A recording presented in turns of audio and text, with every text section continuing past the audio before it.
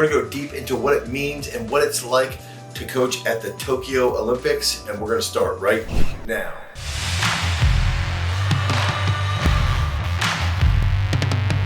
What's up, everybody? It's Dane Miller from GarageStrength.com, and if this is your first time to the channel and you're interested in becoming a better athlete, you want to get more explosive, you want to be more coordinated, make sure that you like, you subscribe, and you ring that notification bell so we can help you become a beast.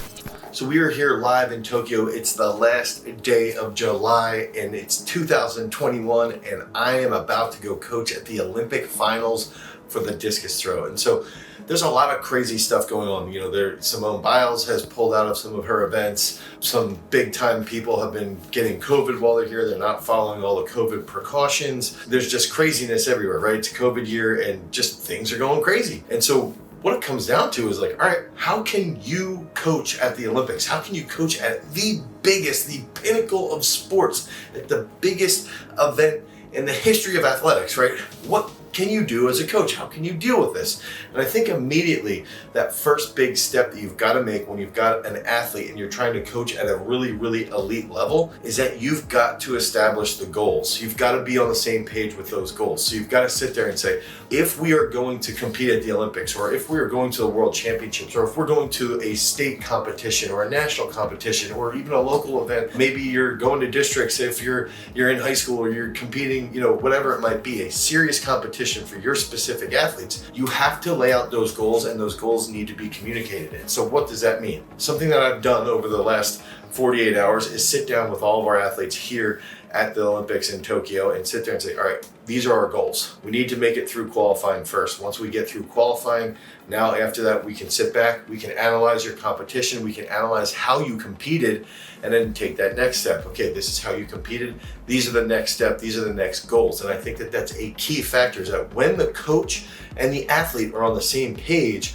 with what those goals are going to be, now you can bring that proper intensity, you can bring that correct energy into the equation and into that situation, so that now you can provide that positive feedback because you're both like-minded, you're both working towards that same goal. If I have a different goal, if I have the goal of making it through qualification and my athlete sits there and says, well, I'm just happy being here, I don't really care about making it through qualification, I'm complacent, well, now my expectations are different than their expectations. And that's the big aspect behind goal setting, is that when you establish those goals, when you discuss what those goals are going to be, now the expectation is set, the standard is set, the preparation is set, and everybody is on that exact same page. That first key aspect behind coaching at a major competition, at a serious competition at the Olympics, is to set those goals with your athletes so that you know exactly where you need to be. That second key factor behind being at a huge event is you've got to know what the distractions are going to be. Okay, you have to know what can cause a distraction to your athlete. If you don't know, you're going to be in for a rude awakening. You're going to be driving to that state competition or flying to the Olympics all the way on the other side of the world, and you're going to be sitting there going like, hey, I wasn't ready for this. I'm not ready for this as a coach, let alone my athletes aren't prepared. They're not going to be prepared for what's about to go down. They're not going to understand these distractions. And so if you can sit there and say, okay, travel is going to be a distraction. Family is going to be a distraction. Media is going to be a distraction. Social media is going to be a distraction. Friends are going to be distractions.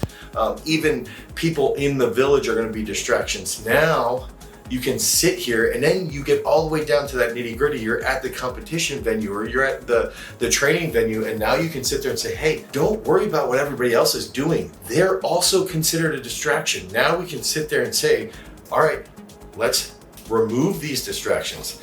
We have to be able to travel to get to the other side of the world, right? That's a distraction. It's hard, but we've got to deal with it. So what can we do? We can try to deal with and plan around those stressors. We can deal with how we're going to time shift. We can deal with how we're going to handle the time zone change and how we're going to adapt when we get here to the different food and to the different environment. And on top of that, what are the expectations with your family? Okay, if you are preparing for NCAA championships, how often do you want to talk to your family? How often do you not want to talk to your family?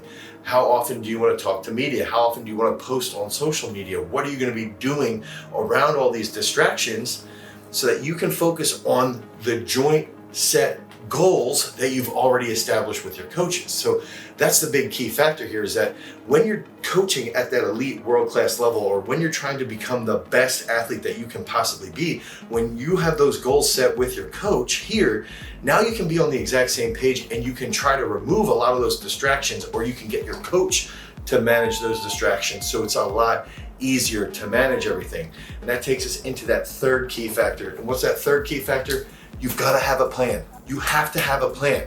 Think about Bill Belichick going to the Super Bowl and not having a full-blown, every single step laid out ahead of time plan. They've got books upon books upon books of game plans. They've got all these things laid out so that they are ready for every little detail. Same thing with Tom Brady. That's what makes him so good. Same thing with the best athletes in the entire world. They're creating a plan. They're sitting down with their coach based around their goals. They're laying out everything that they can have around distractions.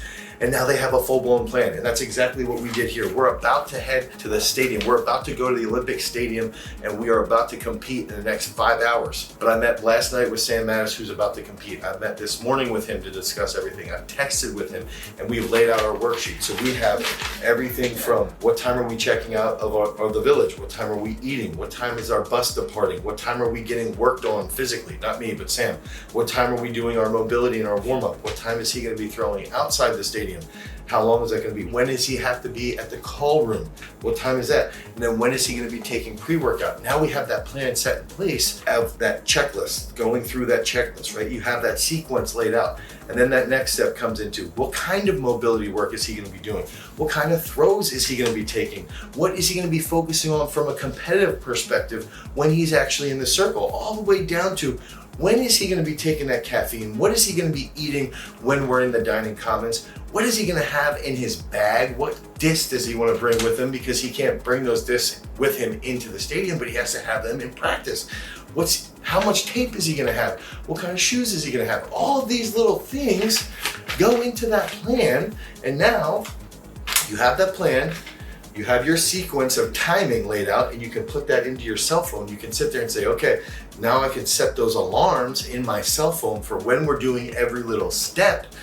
And now we're taking all those distractions that we're talking about. We're trying to remove all those distractions to make the process as comfortable as possible, because our goals are jointly set. We understand each other's expectations. So when you have all these things pieced together and everything is going to flow together, now you can accomplish tremendous things. Now you can accomplish great things at the height of athletics. You can go as deep as you possibly can, because everyone is on the same page. And when everyone is on the same page, that's when you become a champion. So if you need help with planning, if you need help with setting up programs, if you need help with designing things so that's easier for your athletes to adapt to stressful situations, click on the link down below. You can head over to garagestrength.com and you can pick up a consultation.